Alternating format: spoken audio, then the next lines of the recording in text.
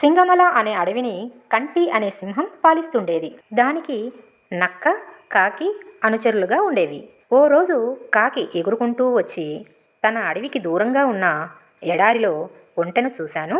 దాన్ని వేటాడగలిగితే మనకు వారం పాటు ఆహారానికి సమస్య రాదు అని చెప్పి సింహాన్ని, నక్కని ఎడారిలోకి బయలుదేరేలా చేసింది. కానీ ఎడారిలోకి అడుగు పెట్టగానే అక్కడి వేడికి సింహం, నక్కల కాళ్ళు కాలి నడవలేకపోయాయి. దాంతో కాకి ఒంటె దగ్గరికెళ్ళి, మిత్రమా, నువ్వు మా రాజు సింహాన్ని, మంత్రి నక్కని అడవిలో దించగలవా అని అడిగింది. ఒప్పుకున్న ఒంటె సింహాన్ని, నక్కని మోసుకుంటూ వాళ్ళ స్థావరానికి తెచ్చింది. దాని మంచితనం సింహానికి బాగా నచ్చి, మిత్రమా, నువ్వు కూడా మాతో పాటు ఇక్కడే ఉండు అంది ఒంటెతో. సింహం ఉన్నపలంగా తీసుకున్న ఈ నిర్ణయం నక్కకి, కాకి బొత్తిగా నచ్చలేదు. అవి ఓ ఉపాయం పన్నాయి. మహారాజా, కాలు కాలడం వల్ల మీరు ఇప్పట్లో నడవలేరు.